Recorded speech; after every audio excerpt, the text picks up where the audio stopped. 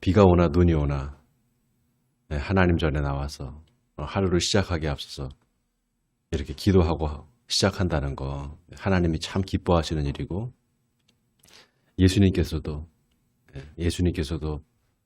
공생애를 사실 때 늘 한적한 곳에 새벽 미명에 일어나서 기도하시는 습관을 갖고 계셨다고 성경이 증언하고 있지 않습니까? 우리가 하나님 앞에 이 새벽 시간이 참 중요합니다. 아직 하루를 우리가 시작하기 전이잖아요. 어떻게 하루를 시작해야 될까를 하나님께 묻고 기도하는 가운데 하나님의 인도함을 받을 수 있습니다. 네, 오늘 하나님께서 여러분에게 특별한 은혜를 주실 줄 믿습니다.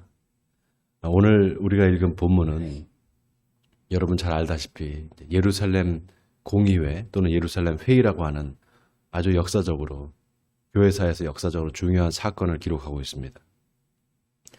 오늘 본문에 보니까 어떤 사람들이 유대로부터 내려와서 형제들을 가르치는데 어떻게 가르치는가 하면은 모세의 법대로 할례를 받아야만 구원을 받는다 이렇게 가르쳤다는 겁니다. 여러분 지금 이 바울과 바나바가 안디옥에 지금 있는 거거든요. 안디옥 교회, 그러니까 예루살렘 교회가 있고 지금 예루살렘 교회에서 사람들을 파송해서 세운 교회, 그러니까 안디옥 교회가 있는 거예요. 그 안디옥 교회에 지금 바울과 바나바는 어떻게 보면 목회자로 있는 겁니다. 그런데 예루살렘 교회, 어떻게 보면 모교회에서 사람들이 이렇게 온 거예요. 사람들이 와서 가르치는 겁니다. 뭐라고 가르치느냐? 예수 믿는 것만으로도 구원받는 것이 아니라 할례를 받아야 된다는 거예요. 모세의 법대로 할례를 받지 아니하면 능히 구원을 받지 못하리라. 여러분, 지금 이 사람들이 예수를 안 믿는 사람들이 아니라 예수를 믿는 사람들입니다. 유대에서부터 온 사람들, 이 사람들이 예수 믿는 사람들이에요. 근데 이 사람들의 생각은 어떤 생각들이었냐? 예수 믿는 것만 가지고는 구원받지 못한다는 거예요. 그럼 어떻게 되느냐? 율법을 지켜야 된다는 거죠. 할례를 받아야만 된다는 겁니다. 유대인들과 같이. 여러분, 그 교회사에서 초기 이단이 있습니다. 바로 유대교회 에비온파라는 유대 이단이 있었습니다. 그러니까 이 사람들은 예수를 믿는 사람들이에요. 그런데 예수 믿는 것만 가지고는 안 된다. 율법을 지켜야 된다. 이렇게 주장했던 사람들이에요. 에비온이라는 이름이 가난하다 이런 뜻입니다. 가난한 자들이라는 뜻이에요. 그러니까 예수님을 믿었는데 그들의 생각에는 뭔가 이 유대교의 율법을 지켜야 될 것만 같은 거예요. 할례도 받아야 되고 음식도 유대교에서 그 많은 음식은 먹지 않아야 되고 이런 율법적인 사고를 가지고 있었던 겁니다. 그래서 이 에비온파들은 마태복음만을 신뢰했습니다. 그리고 예수님의 친동생이었던 야고보 사도를 가장 위대한 사도로 받들고 사도 바울은 이렇게 멸시를 했어요. 폄훼를 했습니다. 사도 바울의 가르침은 잘못된 것이다. 오직 야고보 사도, 예수님의 동생 야고보의 말만을 믿고 따랐습니다. 여러분 아시다시피 예루살렘 교회에 가장 높은 지위에 있다고 할까요? 가장 영향력 있는 두 사도가 있었습니다. 바로 베드로와 야고보예요. 근데 야고보가 나중에 이 예수님의 동생 야고보가 전체적인 실권을 다 잡게 돼요. 그러니까 예루살렘 교회에서 수장은 나중에 야고보가 됩니다. 예수님의 동생 야고보가. 근데 여러분 아시다시피 야고보서를 보면 야고보가 뭐라고 말합니까? 행위가 없는 믿음은 죽은 것이다 그러잖아요. 이거를 여러분 잘 생각해 보세요. 행위가 없다. 행위가 없다라는 거는 달리 말하면 율법적으로 살지 않고 그냥 살아가는 사람들. 그런 사람들을 행위가 없는 사람이다 이렇게 생각할 수 있어요. 그러니까 야고보는 철저히 율법을 지키는 사람이었어요. 아주 철저히 지키는 사람이었습니다. 그랬기 때문에 사실 야고보가 실질적으로 이 예루살렘 교회에서 실권을 잡을 수가 있었습니다. 여러분 생각해 보세요. 예수 믿는다고 하고 그 삶이 온전치 않고 행위가 따라주지 않는다면 그 사람을 잘 믿고 따르겠습니까? 그런데 예수 믿는 것 플러스 행위를 정말 예수 믿는 사람처럼 행위를 잘 한다면, 다시 말해서 율법을 잘 지킨다면 그 사람을 존경하지 않겠어요? 그러니까 야고보 사도가 실질적인 힘을 갖고 있었던 거예요. 근데 여기서 바로 이단이 발생한다는 사실입니다. 예수를 믿는 것만으로 안 된다. 율법도 지켜야 된다. 여러분 어떻게 생각하세요? 어떻게 생각하십니까? 율법을 지키는 것, 그 중에서 특히 할례를 받는 것, 그 다음에 음식, 유대교에서 그만 음식을 먹지 않는 것, 이거 두 개를 지킨다 그러면은 결과적으로는 유대교에서 벗어날 수가 없겠죠. 결국 유대교 그 안에서 율법주의 그 사고 안에서 벗어날 수가 없는 겁니다. 이게 어떤 문제가 있는가 하면은요. 내가 예수를 믿는 거 아닌 다른 걸 또 뭘 해야지만 구원을 받는다. 이런 생각을 하게 되면 뭘 자꾸 하게 되잖아요. 여러분 그렇잖아요. 그런데 성경은요. 뭘 어떻게 해야지만 구원을 받는다는 걸 말하지 않아요. 구원받기 위해서 그냥 예수를 믿기만 하면 됩니다. 여러분 아시겠어요? 이거 잘 들으셔야 됩니다. 구원받기 위해서 내가 뭘 해야 된다. 예를 들면 뭐 주의를 꼭 지켜야 된다. 안식일을 꼭 지켜야 된다. 또 음식을 먹지 말라는 거 먹지 말아야 된다. 이런 여러 가지 조건이 붙어서 내가 예수를 믿는 거 이외에 어떤 다른 조건이 채워져야지만 내가 구원을 받을 수 있다. 성경은 그렇게 말하지 않아요. 성경은 예수 믿으면 구원받는다고 말합니다. 그러면 여기 나와 있는 성경에 나와 있는 여러 가지 이야기들은 다 뭔가? 예수 믿고 구원받은 사람들의 삶의 모습이 이렇다는 걸 말하는 거예요. 그러니까 뭡니까? 예수 믿고 성령 받아서 변화된 사람들의 삶은 이렇게 살아간다는 거예요. 하나님의 말씀에 순종하고 살아간다는 겁니다. 그 사람들은 구원받은 사람들이에요. 구원받은 사람들이 살아가는 삶의 방식을 이야기하고 있지. 뭐 구원받으려면 이렇게 해야 된다, 저렇게 해야 된다, 이렇게 말하고 있지 않습니다. 여러분 이 사실이 굉장히 중요해요.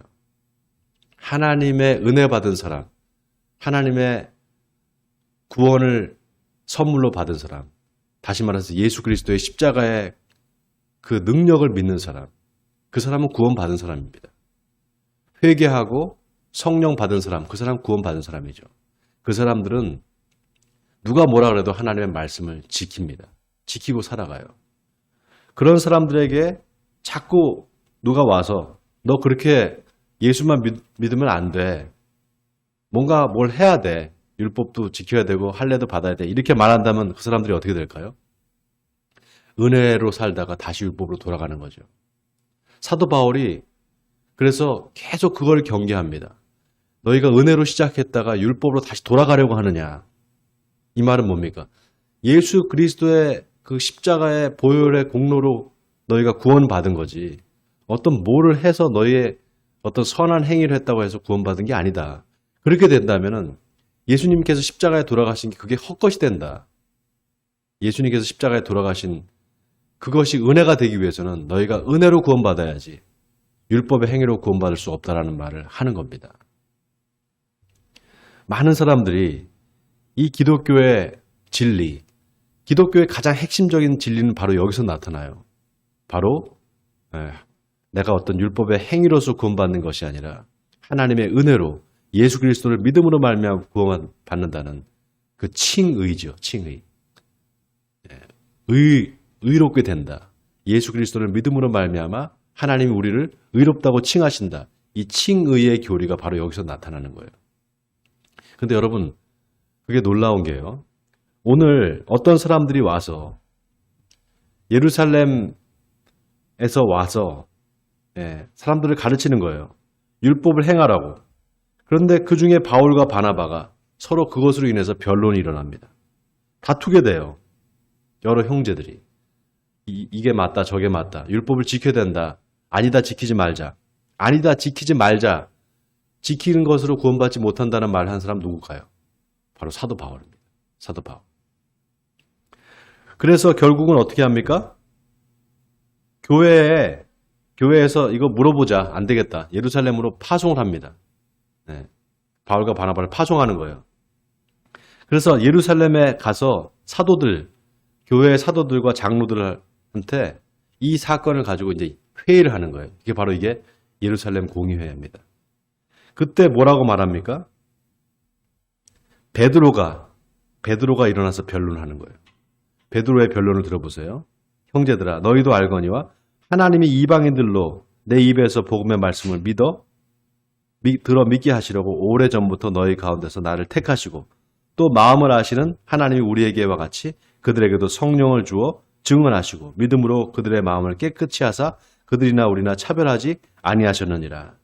여러분, 지금 베드로가 이 말을 하는 근거가 뭘까요? 베드로가 여러분 아시잖아요.